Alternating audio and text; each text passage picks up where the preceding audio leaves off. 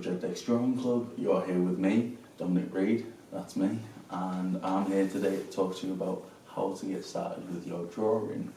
It's always a difficult one. So all the time I'm met by people who say they can't draw and they're not creative, and I understand the fear that comes with being creative and drawing, but the thing is, if you can write your name, as I've said before, you can do a drawing.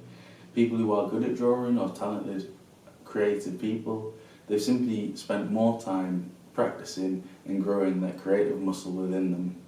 Creativity and drawing, it's a skill like any skill. You can practice, you can develop it and get better at it. You can learn, you can spend time exploring the world of creativity, and when you do that, you will in turn become better and better at engaging it, and it will come more and more easily. We all know those people who just seem creatively gifted and talented, and it seems that it's just a God-given talent. But the thing is, what we don't see with them is the years and the hours spent practicing and honing their craft. Some people will naturally be more talented, but the actual tools and abilities that come with being a creative person or drawing can be developed and can be grown simply through practice, persistence and patience. You just simply have to sit down with your materials in front of you and get going. The more you do it, the better you'll get, and the more you practice, the quicker you'll improve. So don't be afraid of it, just go for it. So you've got all your materials in front of you. You've got your sketchbook, you've got your pencil, your pen, your pencil sharpener, your rubber, and you open your sketchbook. You turn to a blank page, and immediately it's incredibly terrifying. You don't know what to do, you don't know where to start, you don't even know why you wanted to do this in the first place. You sit there and you think, what am I doing? But I say stay calm, stay patient, and just have a go. Pick up your pencil, really pay attention to how the pencil feels in your hand. If it's not sharp, if it's a little bit blunt, make sure you give it a quick sharpen. And then you're prepared. And then you're going to simply go to your sketchbook and you're going to make some marks. You're not going to pay attention or worry to what is going to come out. You're just going to feel your hand on the page and slide it round. Just smooth, or you can go jagged, you can press hard, you can press light. And all we're doing is simply overcoming that fear of the fresh blank page within a sketchbook. You're just going to do a bit of scribbling, you're going to try making some lines, some cross-hatching, some wiggles, who knows, you can do anything. All we're doing, it may seem like we're wasting a page, but what we're doing is we're becoming comfortable with our pencil, which hopefully eventually will become an extension of ourselves, and we're getting rid of that plain blank page. Now the sketchbook has begun without too much worry, and you're free to continue developing and growing. Just feel comfortable with the page. Think about how does the paper feel under your hand, and engage with your pencil. Do you like these lines? Do you like these shapes? Can you imagine a shape that you prefer? Try drawing fast, try drawing super slow and soft, and just see what happens. And then before you know it, as abstract as it may be, you've filled your first page of your sketchbook, and that fear of actually starting is out of the way. Another way to ensure that you're not afraid to begin in your sketchbook is to make sure that you're not just starting with an empty idea. You're not looking at the page and thinking, what shall I draw? I have no idea what to draw, where should I start? This is something that people say all the time, I have no idea where to start.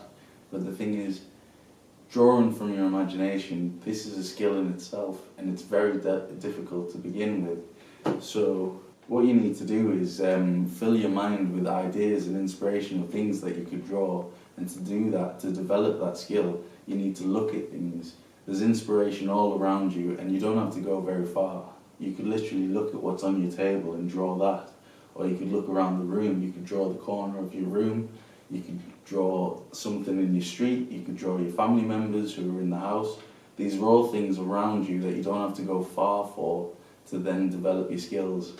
And looking at something in person, this is called primary reference. material, and it is very different to looking at something that's secondary reference material, which is a book or an image or something you've seen online in a computer.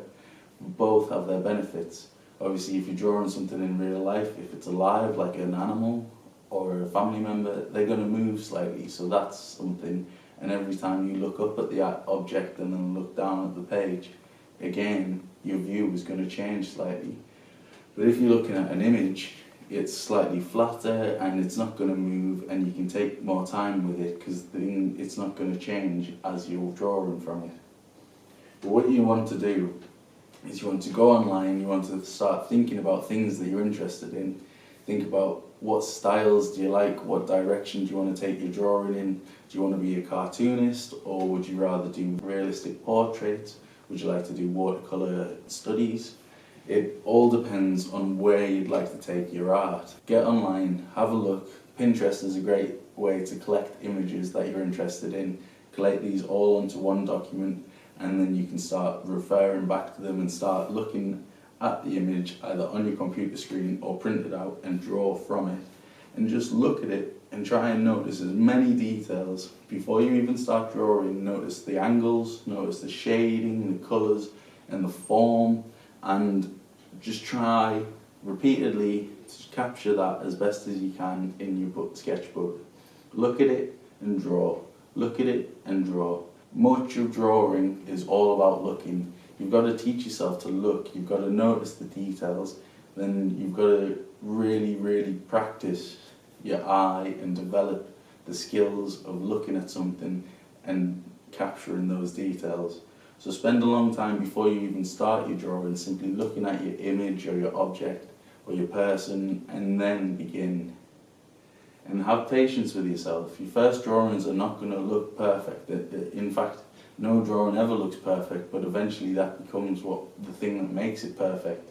If you want something to simply look exactly as it is and be perfect, the most perfect representation of that thing, you may as well take a photograph. What you want to do is add your emotion and your feeling and your hand into the image, and that is what's going to give life and energy to your drawings.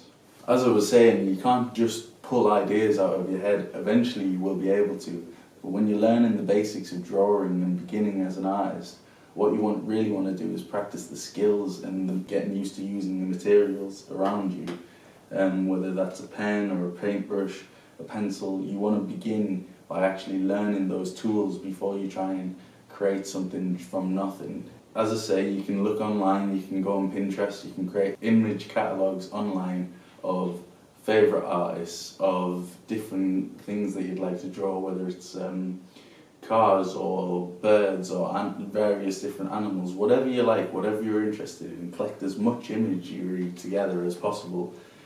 Print it out, stick it together, create a mood board of all this different imagery. In a different video we'll talk about how to create various different mood boards. But for now, another great method is books. You really want to get yourself some art books or some reference books that you're interested in.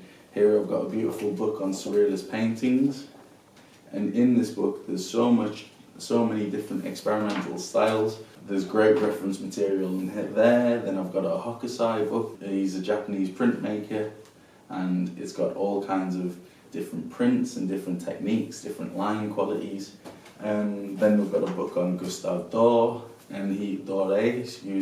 and in there there's all kinds of information. There's photographs, there's scans of his artwork, and you just want to spend some time looking, really engaging with the books. Read the words and look at the pictures, see what details you can notice in the pictures. And then magazines, that's another great place. I'm a fashion designer, so I love to look in menswear magazines. But these are great places for inspiration that will then push you to draw. So what you need to do is look, and look again. Find some books, find some inspiration, and then when you find some images that you're really interested in, say this man in a suit, come back to your sketchbook, grab your pencil, and then just try and copy it as best as you can. You've already got over the fear of your sketchbook. It's no longer a blank page. If you want to really get experimental and overcome it, Write your name. Write Dom's art and drawing. Write whatever you like. But there you have a title page, and then underneath it, write a little promise to yourself. I'm gonna write, I will be patient. That's a little promise to yourself to ensure that whatever your goal with your art practice may be, you're going to stick to it and you're going to commit to it. It might take a year, it might take 10 years. The thing is, art is a journey that you'll never reach the end of. It's a process. You're always developing, you're always growing, you're finding new things that inspire you and excite you. It's good to have a book titled with your name, with your intentions, and just outline where you want to go with it and what you'll do. I will be patient, I've written in this sketchbook, because I have a tendency of being very impatient. I rush things, I expect to be perfect straight away and to get better and better and better. But sometimes you've got to really grind and you've got to really practice before you notice that progress. And that's okay, but you've just got to remember, patience is your friend. So you take your reference material, find a clean page, and just look. Look at the image, think about what you're going to do, what you're going to draw, and then begin. A great way that I find is to simply try and block the image down into various little shapes.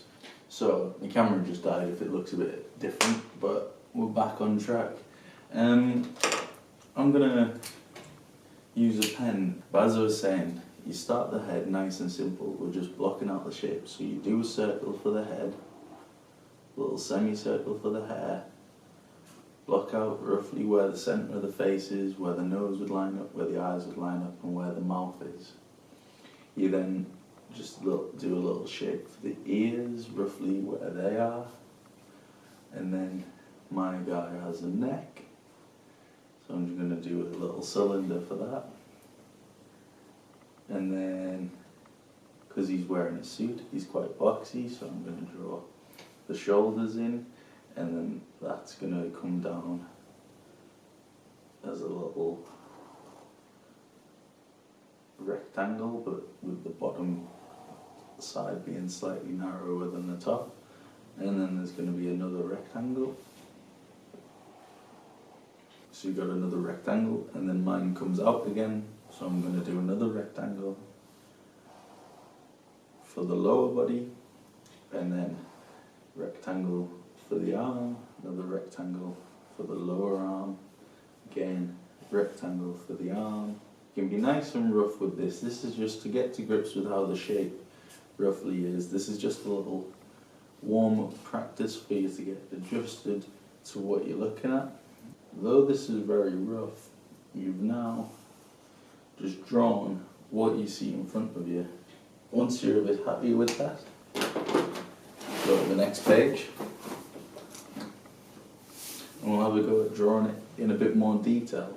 And once you've done that, you just find loads of different imagery and repeat it and repeat it and repeat it, and then you'll just get to grips with drawing in a sketchbook, looking at imagery, and really starting to feel a little bit of progress.